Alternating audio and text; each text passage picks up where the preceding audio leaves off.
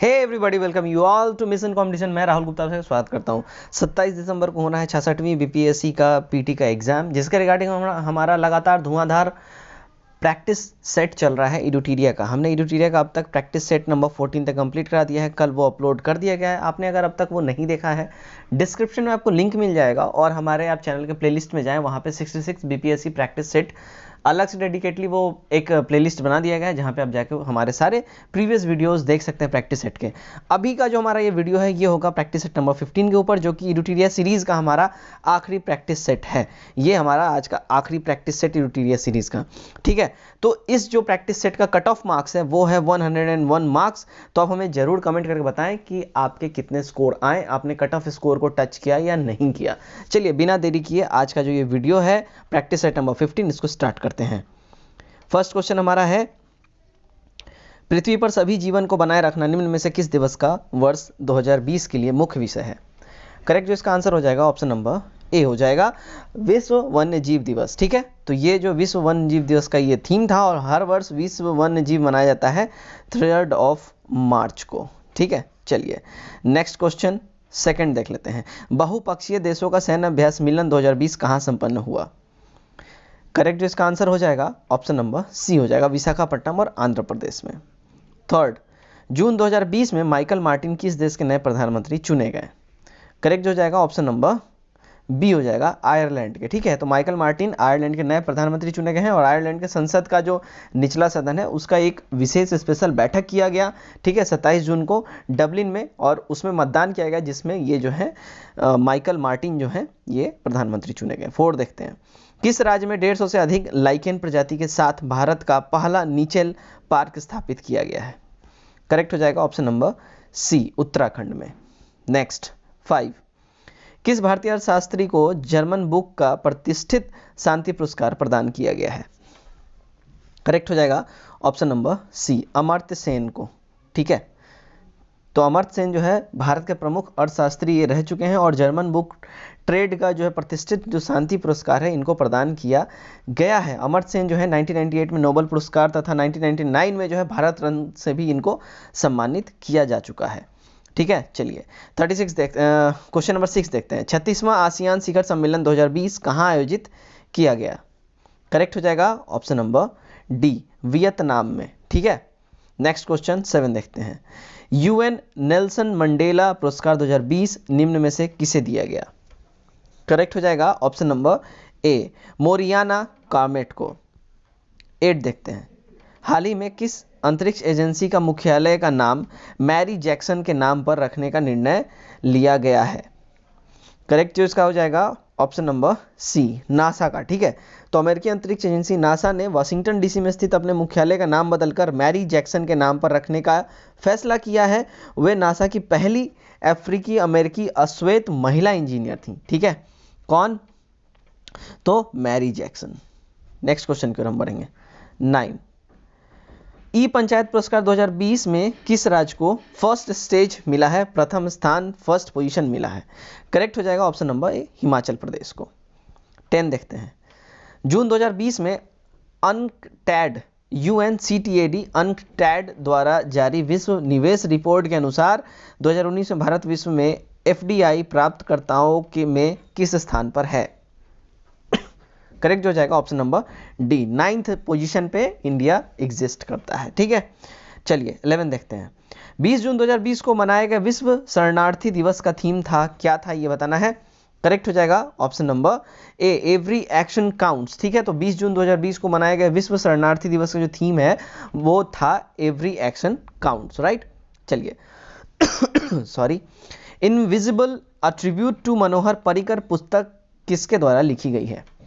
Correct हो जाएगा option number सी, तरुण विजय के द्वारा। ठीक है, नेक्स्ट क्वेश्चन की ओर बढ़ते हैं। 13, world women rapid chess championship 2019 का खिताब किसने जीता। करेक्ट हो जाएगा option number B, Koneru Humpy ने। ठीक है, तो कोनेरू हम्पी जो है भारतीय शतरंज खिलाड़ी हैं, ठीक है, और जिन्हें दिसंबर 2019 में रशिया में आयोजित world women rapid chess championship का खिताब मिला, यही जीती। नेक्स्ट क्वेश्चन की ओर बढ़ते हैं। 14, हाल ही में इटरेस उपग्रह का प्रक्षेपण चीन के अंतरिक्ष स्टेशन से किया गया, यह किस देश का पहला उपग्रह है। करेक्ट हो जाएगा ऑप्शन नंबर सी इथोपिया का, ठीक है। तो इट्रेस उपग्रह जो है इथोपिया का पहला उपग्रह है जिसे चाइना के स्टेशन सेंटर से जो है लॉन्च किया गया, ठीक है। चलिए नेक्स्ट क्वेश्चन की ओर हम बढ़ते हैं।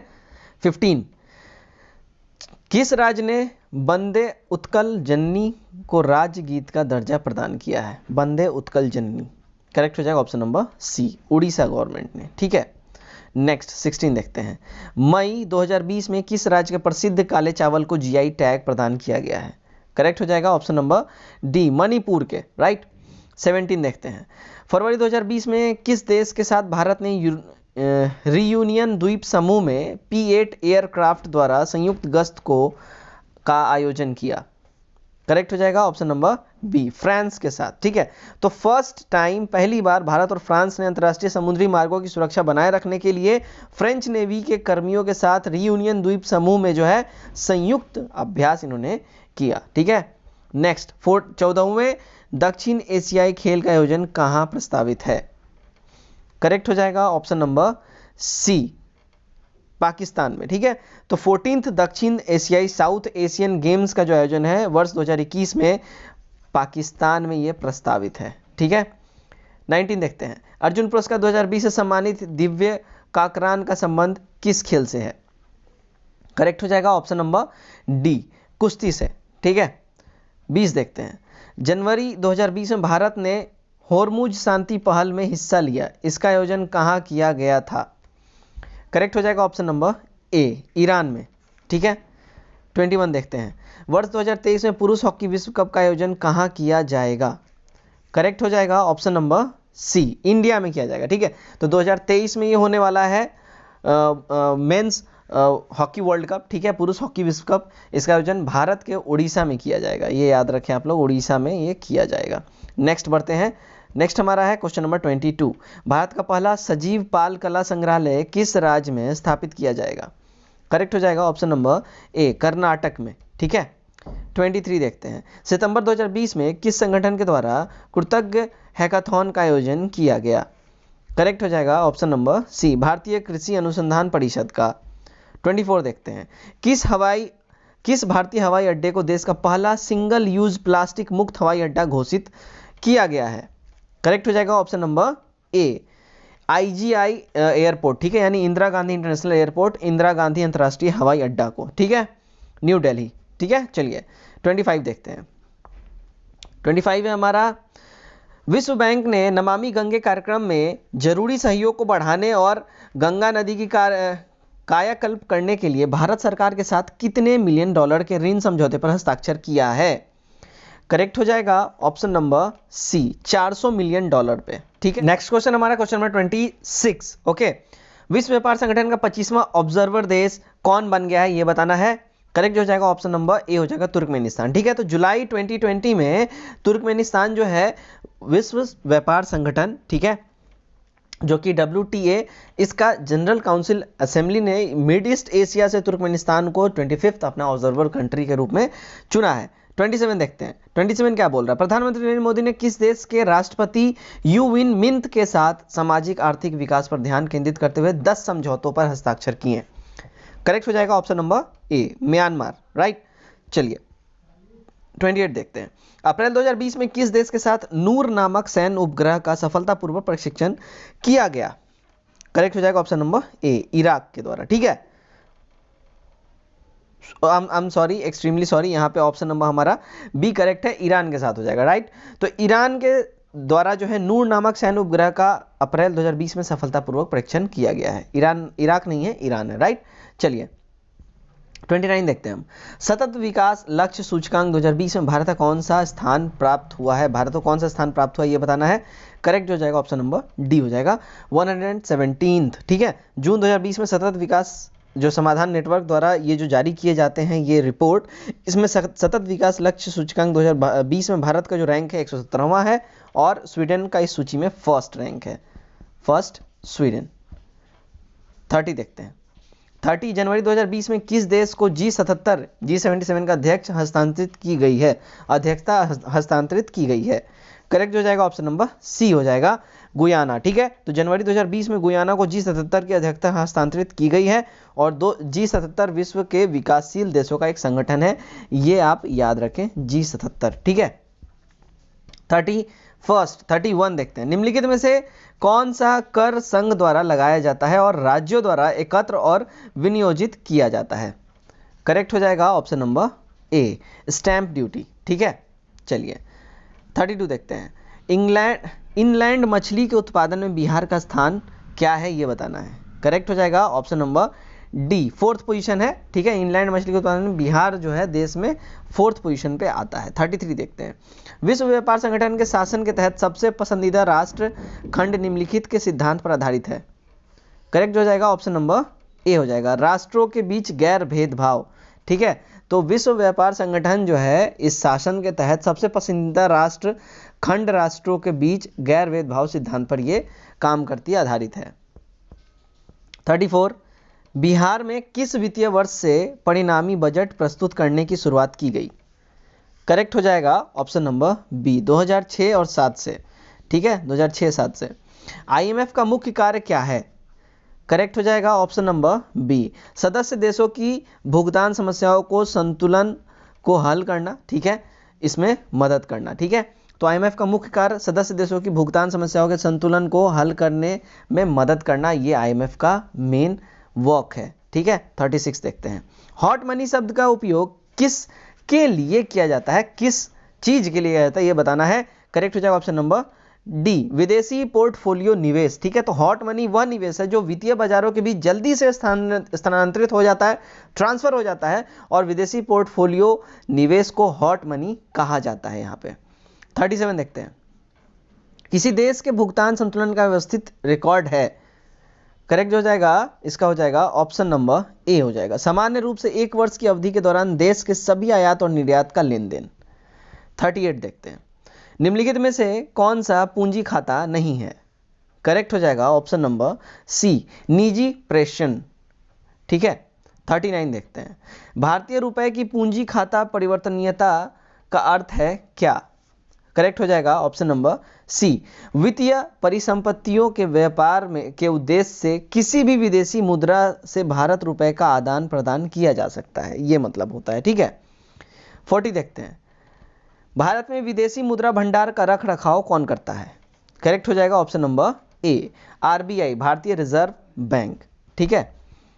41 देखते हैं, एड वेलोरम का कर आधारित है, एड वेलोरम जो है कर, ये किस पे डिपेंडेंट है, किस पे आधारित है, ये बताना है। करेक्ट हो जाएगा ऑप्शन नंबर सी, माल का धन मूल्य, ठीक है।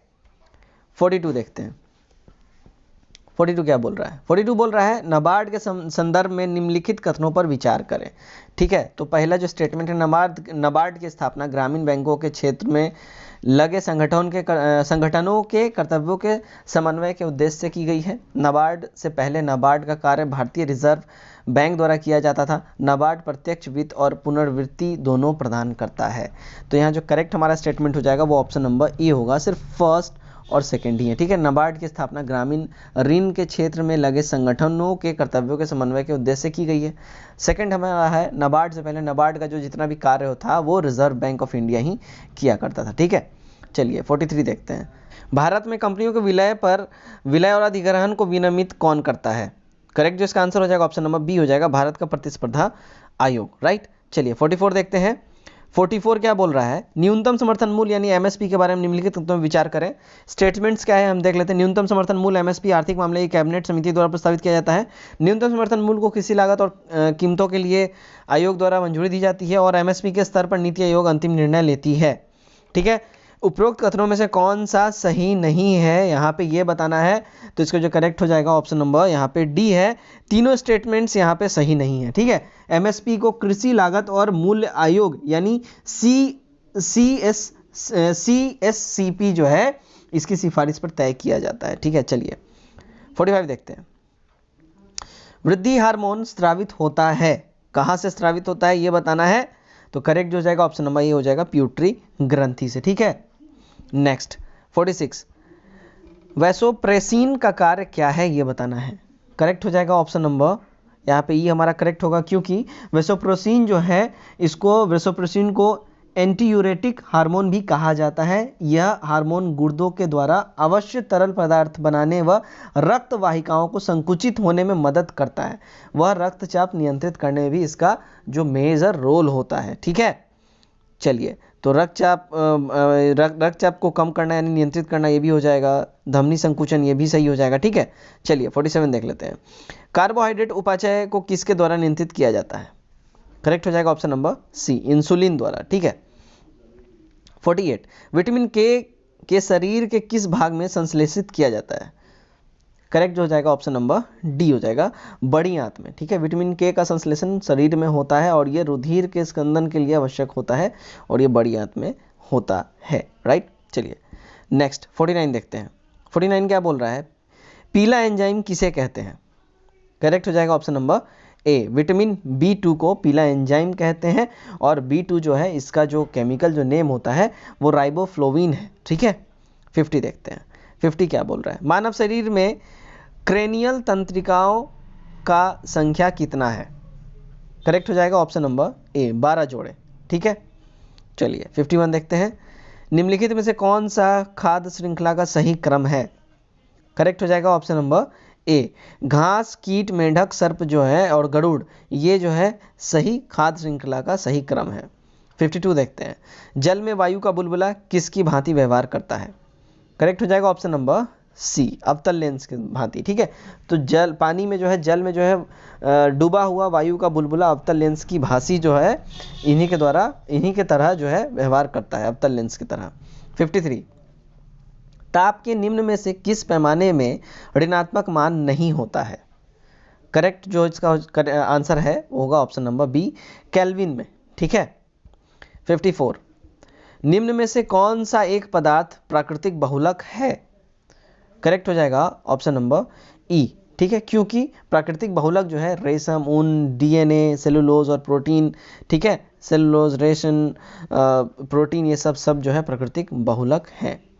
नेक्स्ट 55 जिस रूप में पौधे नाइट्रोजन प्राप्त करते हैं वह कौन सा रूप है, ये बताना है।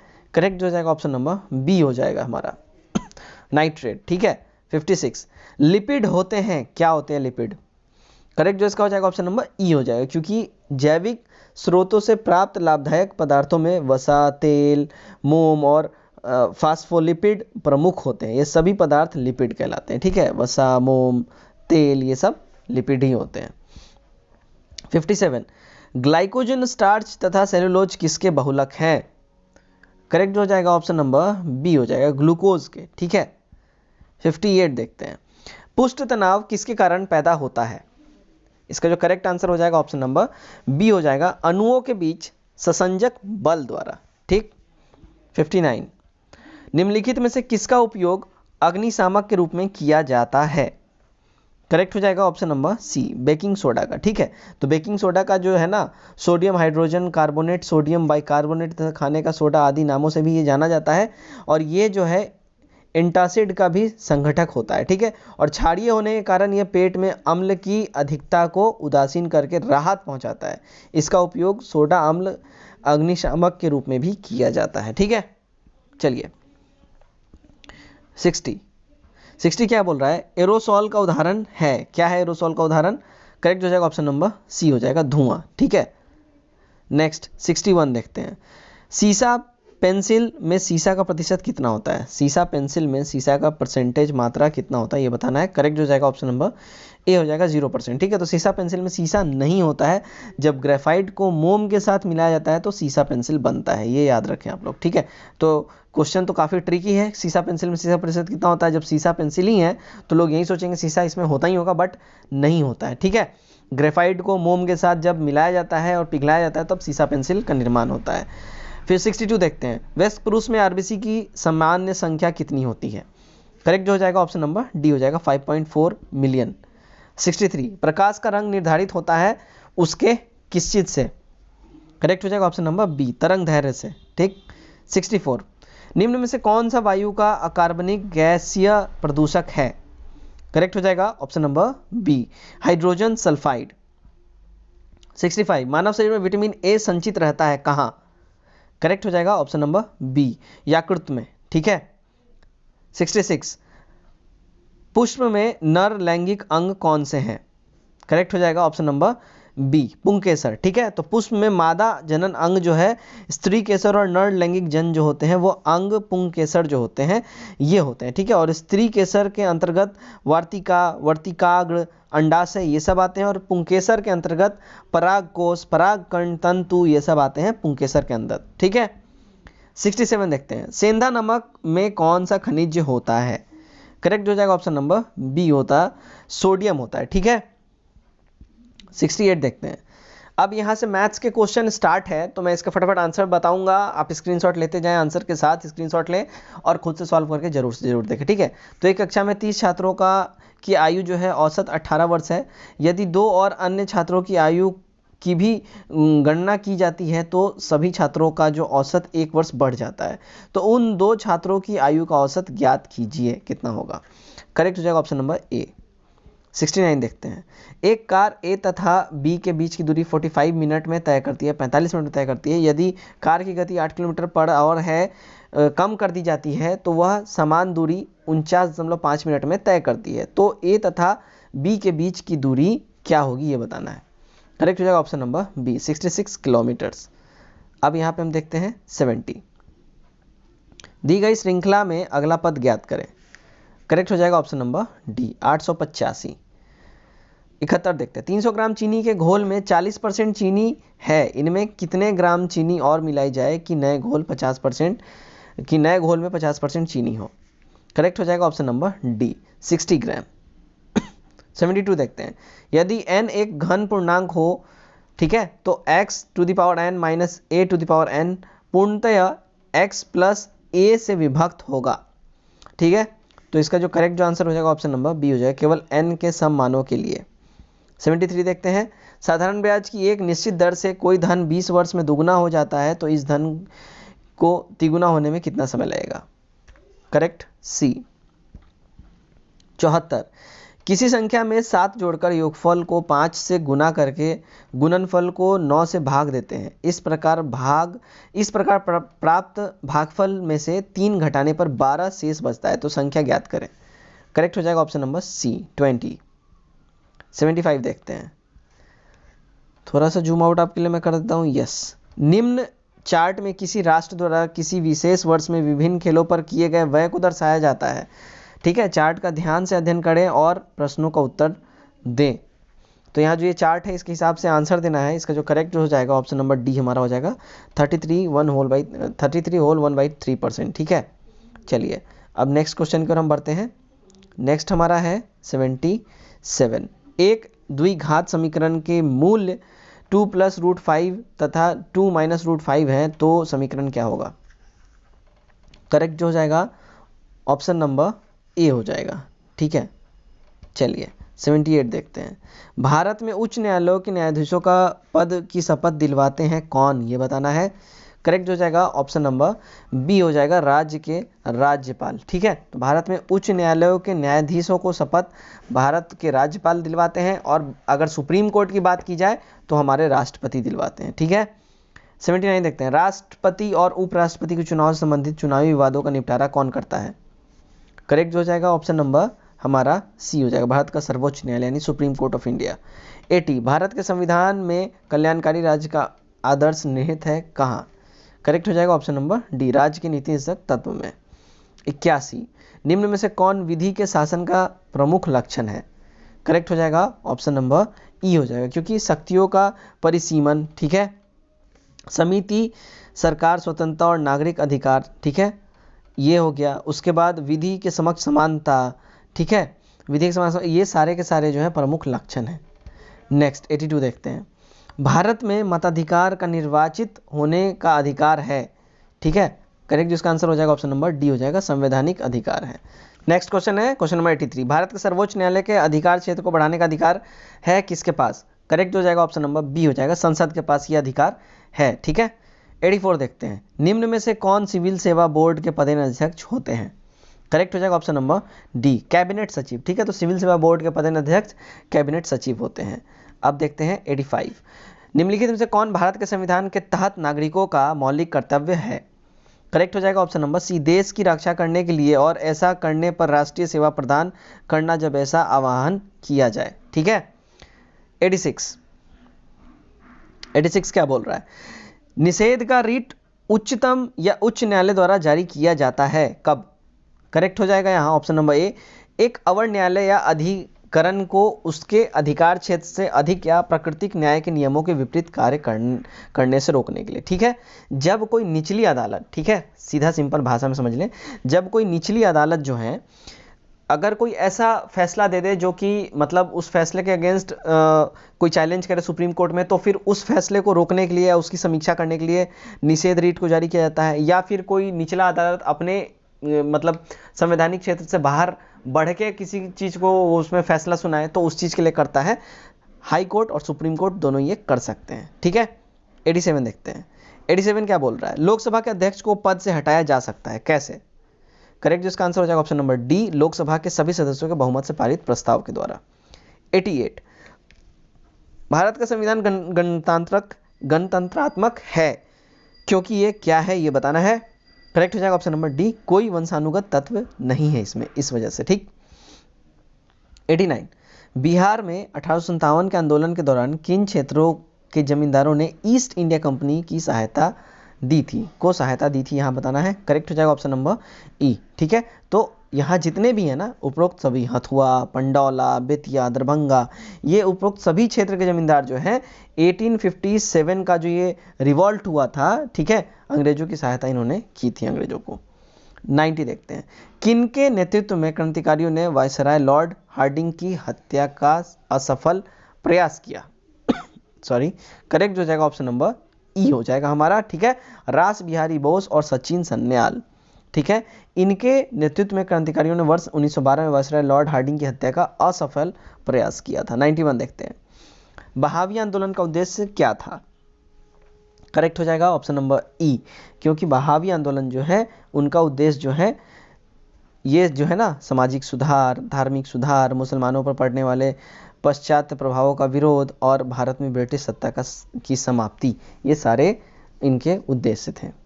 नेक्स्ट बढ़ते हैं हम।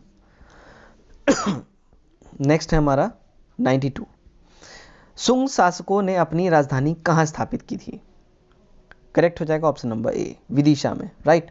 93 बिहार में नोनिया विद्रोह जो 1778 से 1800 ईस्वी के मध्य हुआ था के दौरान निम्न में से कौन सा क्षेत्र प्रभावित हुआ था। करेक्ट हो जाएगा ऑप्शन नंबर ई। ठीक है।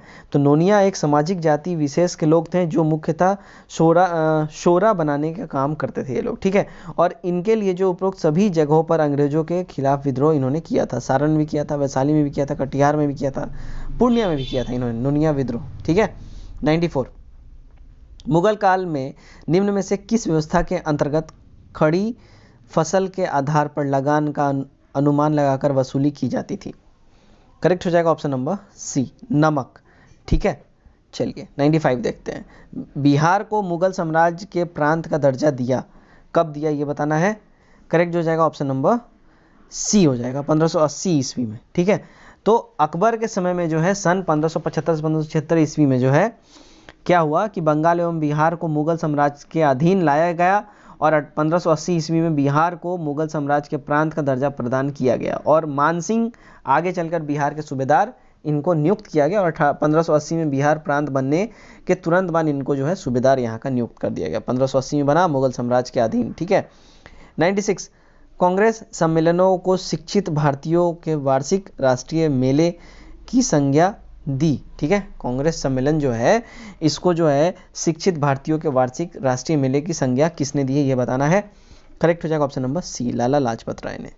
97 देख लेते हैं, बिहार आने वाला पहला अंग्रेज यात्री कौन था। करेक्ट हो जाएगा option number C, Ralph Finch. ठीक है। तो अंग्रेजी व्यापारी एवं यात्री रॉल्फ फिंच जो है ये 1580 में पहले आया था। ठीक है।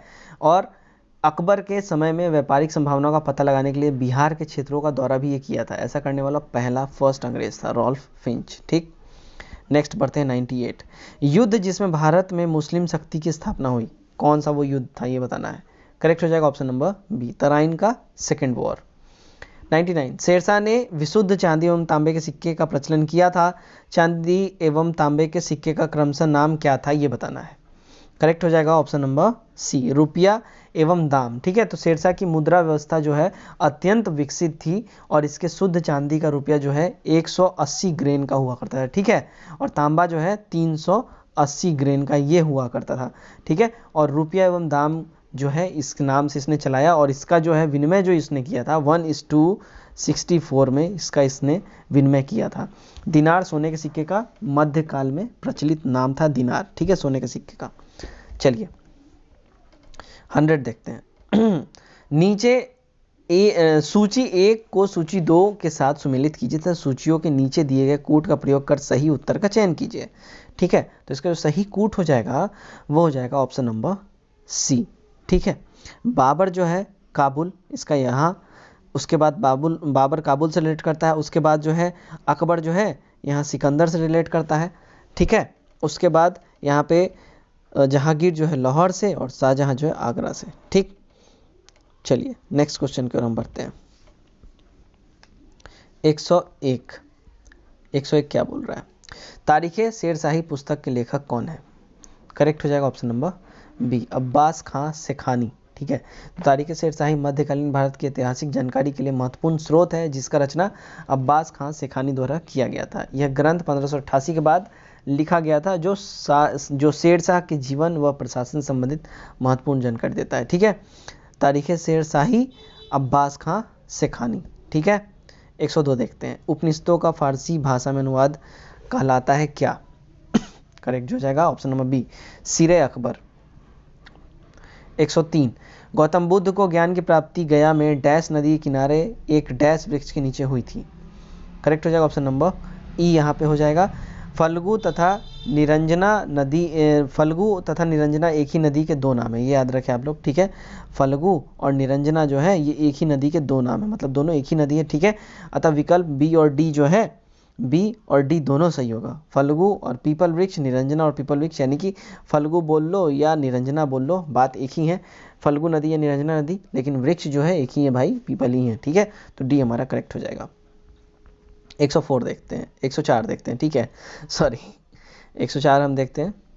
104 क्या बोल रहा है? फिरोज शाह तुगलक के संदर्भ में निम्नलिखित में से कौन सा कथन सही नहीं है?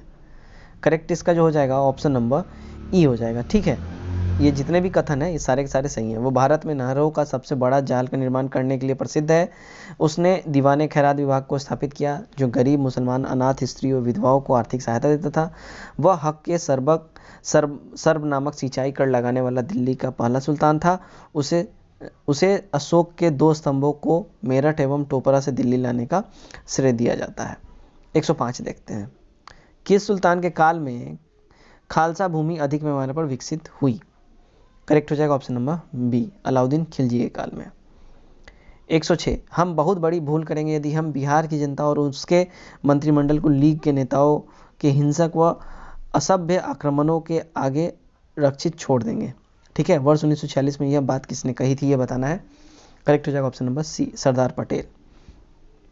107 मगध के कण्व वंश का संस्थापक कौन था? करेक्ट हो जाएगा ऑप्शन नंबर डी, वसुदेव। 108 देखते हैं। किनके द्वारा लंदन में ब्रिटिश इंडिया सोसाइटी की स्थापना की गई? करेक्ट हो जाएगा option number D, William Adams द्वारा। ठीक है, तो विलियम एडम्स जो है लंदन में ब्रिटिश इंडियन सोसाइटी की स्थापना इन्होंने 1839 में किया था। ठीक है, 109 देखते हैं। सुलाहे कुल का सिद्धांत किसके द्वारा प्रतिपादित किया गया था? करेक्ट हो जाएगा ऑप्शन नंबर सी, अकबर के द्वारा। ठीक है, तो अकबर की धार्मिक नीति का मूल उद्देश्य सार्वभौमिक सहिष्णुता था। उसने ही सुलह कुल की नीति अर्थात सभी के साथ शांतिपूर्ण व्यवहार का सिद्धांत इसको कहा जाता है, इसकी नीति इसने अपनाई थी। 110 तथाकथित कुशासन के आधार पर किस गवर्नर जनरल ने मैसूर राज्य के प्रशासन को ले लिया था? करेक्ट हो जाएगा option number C, Lord William Bentinck ने।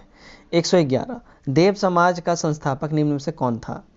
करेक्ट हो जाएगा option number C, Shiv Narayan Agnihotri. 112 विधवा पुनर्विवाह अधिनियम किसके शासन में क्रियान्वित किया गया? करेक्ट हो जाएगा option number B, Lord Canning के।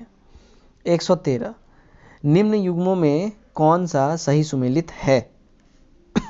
करेक्ट हो जाएगा option number A, Lord Cornwallis स्थायी बंदोबस्त। ठीक है, उसके बाद चतुराईपूर्ण निष्क्रियता लॉर्ड लॉरेंस हो जाएगा। ठीक है, चतुराईपूर्ण निष्क्रियता ये लॉर्ड लॉरेंस हो जाएगा। सहायक संधि जो है ये हो जाएगा लॉर्ड वेलेजली। और भारतीय राष्ट्रीय कांग्रेस की स्थापना इस समय जो है लॉर्ड डफरिन थे। 114 देखते हैं, निम्नलिखित में से किन व्यक्तियों ने द्वितीय गोलमेज सम्मेलन में भाग लिया? सेकंड वाले का बात हो रहा है। करेक्ट हो जाएगा ऑप्शन नंबर डी यहाँ पे हो जाएगा, महात्मा गांधी, सरोजिनी नायडू, मदन मोहन मालवीय। ठीक है, 1931 में ये हुआ था। नेक्स्ट क्वेश्चन कर बढ़ते हैं, 115।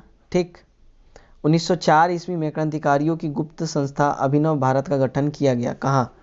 करेक्ट हो जाएगा option number C, V D Savarkar के द्वारा। ठीक है, इस वीडी सावरकर के द्वारा अभिनव भारत का गठन किया गया था। ठीक है, तो अभिनव भारत नामक क्रांतिकारी संगठन वीडी सावरकर द्वारा 1904 में इसका गठन जो है किया गया था। ठीक है, 116, अगस्त सन 1923 के बनारस हिंदू महासभा के अधिवेशन की अध्यक्षता की किसने? करेक्ट हो जाएगा option number A, Swami Shraddhanand ने। ठीक है, चलो 117 देखते हैं, 14 जून 1947 को कांग्रेस की दिल्ली अधिवेशन में भारत के विभाजन का प्रस्ताव स्वीकृत हुआ। इस अधिवेशन के अध्यक्ष निम्न में से कौन थे? करेक्ट हो जाएगा ऑप्शन नंबर सी, आचार्य JB कृपलानी। ठीक है, तो 14 जून 1947 को जो है भारतीय राष्ट्रीय कांग्रेस की दिल्ली में आयोजित अधिवेशन की अध्यक्षता आचार्य JB कृपलानी ने की थी और इसी में जो भारत के विभाजन का प्रस्ताव स्वीकृत हुआ था 1947 14 जून। 118, बंग भंग विरोध आंदोलन का प्रारंभ किस तिथि से हुआ? करेक्ट हो जाएगा ऑप्शन नंबर सी, 16 अक्टूबर 1905 से बंग भंग। ठीक है, तो बंग भंग विरोधी आंदोलन 16 अक्टूबर 1905 से हुआ और उसमें तत्कालीन गवर्नर जो है लॉर्ड कर्जन के इसने प्रशासनिक असुविधा को बंगाल विभाजन के कारण अवश्य बताया, परंतु वास्तविक कारण जो है प्रशासनिक नहीं बल्कि राजनीतिक था। और उसी समय जो है बंगाल राष्ट्रीय चेतना का केंद्र था और उन लोगों में प्रबल राजनीतिक जागृति थी जिसे कुचलने के लिए कर्जन ने बंगाल को बांटना चाहा और तभी जो है बंग भंग विरोधी आंदोलन तब से उसी समय चलाया गया। गांधी के नाम पर पहले महात्मा जोड़ा गया किनके द्वारा, कब, ये बताना है। करेक्ट हो जाएगा ऑप्शन नंबर ए हो जाएगा, चंपारण सत्याग्रह के दौरान। चंपारण सत्याग्रह की सफलता को देखते हुए रविन्द्रनाथ टैगोर द्वारा इन्हें महात्मा की उपाधि दी गई।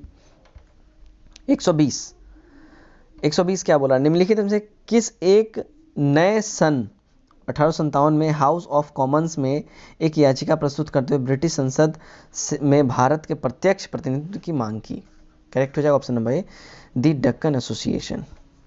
121 क्या बोल रहा है, कांग्रेस नेताओं द्वारा मार्टेंग्यू चेम्सफोर्ड रिपोर्ट की निंदा करने पर कई नरमपंथियों ने पार्टी छोड़कर निम्न में से कौन सी पार्टी का गठन कर लिया? करेक्ट हो जाएगा option number D, Indian national liberal federation. 122 निम्नलिखित में से किसने वर्नाक्युलर प्रेस एक्ट निरस्त किया था? करेक्ट हो जाएगा option number B, Lord Ripon ने। ठीक है, तो वर्नाक्युलर प्रेस एक्ट को मुंह बंद करने वाला कानून भी कहकर काफ़ी आलोचना इसकी की गई और इसे 1882 में लॉर्ड रिपन के द्वारा निरस्त घोषित कर दिया गया। 123 देखते हैं, किस कांग्रेस सत्र में कार्यकारी कमेटी को सविनय अवज्ञा आंदोलन प्रारंभ करने का अधिकार दिया गया था? करेक्ट हो जाएगा ऑप्शन नंबर बी, लाहौर सत्र में। ठीक है, 124 देखते हैं, वर्ष 1907 में बीकाजी कामा जो भारत की आज़ादी का ध्वज फहराने वाले प्रथम व्यक्ति थे ने कहाँ ध्वज फहराया था, ये बताना है। करेक्ट हो जाएगा ऑप्शन नंबर बी, स्टुअर्टगार्ड में। ठीक है, स्टुअर्टगार्ड में। ठीक है, तो मैडम बीकाजी कामा दादा भाई नौरोजी एवं श्यामा कृष्ण वर्मा से अत्यधिक वो प्रभावित हुई थी। ठीक है, 1907 ईस्वी में उन्होंने स्टुअर्टगार्ड में सोशलिस्ट कांग्रेस में भाग लिया तथा स्वतंत्र भारत का ध्वज वहीं फहराया था। ठीक है, 125 देखते हैं, भारत में अंग्रेजों ने प्रथम मदरसा कहाँ स्थापित किया था? करेक्ट हो जाएगा ऑप्शन नंबर डी हो जाएगा, कोलकाता में। ठीक है, 126 अब देखेंगे हम। 126 है हमारा, सर्वेंट्स ऑफ इंडियन सोसाइटी के संस्थापक कौन थे? करेक्ट हो जाएगा option number D, Gopal Krishna Gokhale servants of Indian society के ये संस्थापक थे और 1905 में इन्होंने इसकी स्थापना की थी। उन्होंने इसका स्थापना 3 वर्ष बाद 1908 में भी इकोनॉमिक्स की स्थापना की। इसके बाद एक और सोसाइटी उन्होंने स्थापना की 1908 में। ठीक है, इकोनॉमिक्स की स्थापना उन्होंने 1908 में किया था, याद रखें। 127 देखते हैं, निम्नलिखित में से किसने सोम प्रकाश नामक समाचार पत्र शुरू किया? करेक्ट हो जाएगा option number B, Ishwar Chandra Vidyasagar. तो ईश्वर चंद्र विद्यासागर ने जो है सोम प्रकाश नामक समाचार प्रकाशन ईश्वर चंद्र विद्यासागर ने 1858 में इसका प्रकाशन इन्होंने स्टार्ट किया था। ठीक है, यह बंगाल का एक साप्ताहिक समाचार पत्र था, ये आप लोग याद रखें। ठीक है, 128 देखते हैं। आज़ाद हिंद सरकार के निर्माण की घोषणा की गई, कब की गई थी ये बताना है। करेक्ट जो इसका आंसर हो जाएगा ऑप्शन नंबर सी हो जाएगा। ठीक है, 21 अक्टूबर 1943 को इसकी घोषणा की गई थी। 129 देखते हैं। बिहार में अगला प्रांत के लिए आंदोलन जिसके परिणाम स्वरूप वर्ष 1911 में बिहार एवं उड़ीसा के नए प्रांत का निर्माण हुआ के नेतृत्व किया था किसने? करेक्ट हो जाएगा ऑप्शन नंबर ए, सच्चिदानंद सिन्हा ने। 130 देखते हैं। सूती कपड़ों के टुकड़े के अवशेष निम्नलिखित में से किस हड़प्पा स्थल में मिले हैं? करेक्ट हो जाएगा ऑप्शन नंबर बी, मोहनजोदड़ो में। ठीक है, नेक्स्ट 131 देखते हैं। संगम साहित्य निम्नलिखित में से किससे संबंधित है? करेक्ट हो जाएगा ऑप्शन नंबर बी, तमिल से। ठीक है, तो तमिल के प्राचीनतम रचनाओं को संगम साहित्य कहते हैं। इसकी रचना जो है लगभग 2300 वर्ष पहले की गई थी और इन्हें संगम इसलिए कहा जाता है क्योंकि मदुरै के कवियों के सम्मेलन में इनका संकलन किया गया था, इसलिए इसको संगम साहित्य कहा जाता है। 132 हम देखेंगे अभी। 132 क्या बोल रहा है? निम्नलिखित में से कौन भारत में आए विदेशी आक्रमणकारियों का सही क्रम दर्शाता है? करेक्ट हो जाएगा ऑप्शन नंबर सी, पहले हिंद यवन, फिर शक, फिर हिंद पार्थियन और फिर कुषाण। ठीक है, 133 देखते हैं। कांचीपुरम निम्नलिखित में से किसकी राजधानी थी? करेक्ट हो जाएगा ऑप्शन नंबर सी, पल्लवों की राजधानी थी। ठीक है, तो पल्लवों की राजधानी कांचीपुरम थी और पल्लवों का राजा कांचीपुरम के आसपास के क्षेत्र से लेकर कावेरी नदी के डेल्टा तक इनका क्षेत्र फैला हुआ था, राज्य जो है। 134 देखते हैं हम।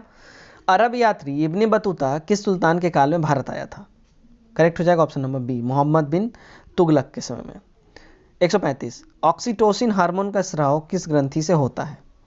करेक्ट हो जाएगा ऑप्शन नंबर सी, पीयूष ग्रंथि से। ठीक, 136 हाइड्रा में अलैंगिक जनन निम्न में से किसके द्वारा होता है?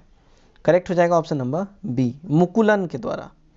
137 निम्नलिखित में कौन सी नदी बिहार और उत्तर प्रदेश के बीच की सीमा रेखा बनाती है? करेक्ट हो जाएगा ऑप्शन नंबर ई। ठीक है, तो कर्मनासा, गंडक तथा घग्गर। ठीक है, घग्गर, गंडक, कर्मनासा ये सब जो है, घग्गर को सरयू नदी के रूप में भी जाना जाता है। ठीक है, बिहार और उत्तर प्रदेश के बीच की सीमा रेखा ये लोग बनाती हैं। 138 हॉर्न ऑफ अफ्रीका कहलाने वाले विभिन्न 4 देशों में कौन सा देश स्थलरुद्ध है? करेक्ट हो जाएगा ऑप्शन नंबर डी, इथोपिया। ठीक है, तो Ethiopia, Somalia, Djibouti, Eritrea, horn of Africa इनको कहा जाता है और इनमें से इथोपिया जो है वो लैंडलॉक्ड देश है। ठीक है, नेक्स्ट हमारा क्वेश्चन नंबर 139। रोमानिया की राजधानी कहाँ है? ठीक है, रोमानिया की राजधानी कहाँ है ये बताना है। तो रोमानिया की राजधानी है बुखारेस्ट। ठीक है, और अगर हंगरी का जो अगर बात किया जाए, अगर हंगरी की राजधानी पूछी जाए तो हंगरी की होती है बुडापेस्ट। ठीक है, चलिए 140 देखते हैं। हाल ही के समय में चर्चित रहा 3 जॉर्जेस डैम किस देश में स्थित है? करेक्ट हो जाएगा ऑप्शन नंबर डी हो जाएगा, चीन में स्थित है 3 जॉर्जेस डैम। 141 वर्तमान में भारत के सबसे लंबे राष्ट्रीय मार्ग कौन सा है? करेक्ट हो जाएगा ऑप्शन नंबर डी, NH44। तो NH44 राजमार्ग जो है वो 7 प्रमुख राज्यों के विलय करके अस्तित्व में आया है, जिनमें NH44, NH1, NH2, NH3, NH75, NH36 और NH7 शामिल है। और इसका जो है ना NH44 का इसका कुल लंबाई जो है 3745 किलोमीटर्स है और ये उत्तर में श्रीनगर से शुरू होकर दक्षिण में कन्याकुमारी पे समाप्त होता है NH44। 142 देखते हैं। बिहार के किस जिले में सबसे कम वन है? करेक्ट हो जाएगा ऑप्शन नंबर सी, जहानाबाद में। ठीक है, तो वन स्थिति रिपोर्ट 2019 के हिसाब से बिहार में जो है टोटल 7.76%, ठीक है 7.76% के क्षेत्रफल पर वन है, जिसका क्षेत्रफल 7306 किलोमीटर्स है। ठीक है, और सबसे ज़्यादा वन वाला जो जिला है वो कैमूर का भभुआ है और सबसे कम वन वाला जिला जहानाबाद है। 143 अब हम देखेंगे। देखिए, रेगुर या काली मिट्टी का सर्वाधिक विस्तार किस राज्य में है ये बताना है। करेक्ट जिसका हो जाएगा ऑप्शन नंबर बी हो जाएगा, महाराष्ट्र में। ठीक है, महाराष्ट्र में रेगुर या काली मिट्टी बोलीजिए, इसका विस्तार सबसे ज़्यादा है। 144 देखते हैं। मलक्का जल संधि में आने जाने की सुविधा है, किसकी ये बताना है। करेक्ट हो जाएगा ऑप्शन नंबर डी, अंडमान सागर से दक्षिण चीन सागर तक। 144, निम्न में से कौन स्थलरूप देश है। करेक्ट हो जाएगा ऑप्शन नंबर बी, माली। ठीक है, तो माली एक स्थलरूप देश है जो कि अफ्रीका महाद्वीप में एग्जिस्ट करता है। 146, भूटान के साथ भारत के किस राज्य की सीमा सबसे ज़्यादा लंबी है। करेक्ट हो जाएगा ऑप्शन नंबर ए, असम की। ठीक है, तो भारत और भूटान की सीमा जो है 699 किलोमीटर्स की है। ठीक है, और जिसमें असम जो है 267 किलोमीटर अकेला ये शेयर करता है अपना बॉर्डर, और अरुणाचल प्रदेश 217 किलोमीटर, पश्चिम बंगाल 183 किलोमीटर और सिक्किम 32 किलोमीटर की सीमा उसके साथ भूटान के साथ इन लोग शेयर करते हैं। 147 देखते हैं, विश्व की गेहूं मंडी किस शहर को कही जाती है। करेक्ट हो जाएगा ऑप्शन नंबर ए, विनीपेग को। ठीक है, विनीपेग जो कि है कनाडा में। ठीक है, कनाडा में है विनीपेग। इसको जो है विश्व में जो है शहर गेहूं की मंडी के नाम से ये जाना जाता है। विनीपेग कनाडा का ये शहर जाना जाता है विश्व गेहूं मंडी के नाम से। टोरा रोसा मिट्टी किसके लिए उपयुक्त होता है। करेक्ट हो जाएगा ऑप्शन नंबर बी, कहवा के लिए। ठीक है, 139, अल्पस पर्वत के विस्तृत क्षेत्र से संबंधित देश कौन सा है। करेक्ट हो जाएगा ऑप्शन नंबर ई हो जाएगा। ठीक है, फ्रांस का स्विट्जरलैंड तक जो है अल्पस पर्वत का विस्तार क्षेत्र है। नेक्स्ट, फ्रांस से लेके स्विट्जरलैंड तक। ठीक है, तो फ्रांस से लेकर स्विट्जरलैंड तक है इसका विस्तार, इसलिए जो है हमारा ऑप्शन नंबर ई यहाँ करेक्ट हो जाएगा। आज का आखिरी क्वेश्चन देखते हैं, सेट नंबर 15 यानी आखिरी सेट एडुटेरिया सीरीज का, उसका आखिरी क्वेश्चन, क्वेश्चन नंबर 150, याकुत किस देश की प्रमुख जनजाति है। याकुत करेक्ट हो जाएगा ऑप्शन नंबर सी हो जाएगा, रशिया की। ठीक है, तो याकुत जो है रशिया की यानी दक्षिणी साइबेरिया के प्रमुख जनजाति है, जो पशुचारण शिल्प व व्यापार में लगे हुए लोग इस जनजाति के खासकर होते हैं। ठीक है, तो ये था हमारा एडुटेरिया का सेट नंबर 15। उम्मीद करता हूँ ये सेट आप लोगों को पसंद आया। और अब बस कल 26 और परसों संडे के रोज है 66 बीपीएससी का प्री का एग्जाम। उम्मीद करता हूँ आप सब बिल्कुल एग्जाम प्रिपेयर होंगे। आप सबको एग्जाम की बहुत बहुत हार्दिक शुभकामनाएं और बेस्ट ऑफ लक। आप सभी का एग्जाम बेहतरीन जाए, और मैं उम्मीद करूंगा कि ज़्यादा से ज़्यादा सारे बच्चे हमसे जिन्होंने भी तैयारी किया है वो सिलेक्टेड हो।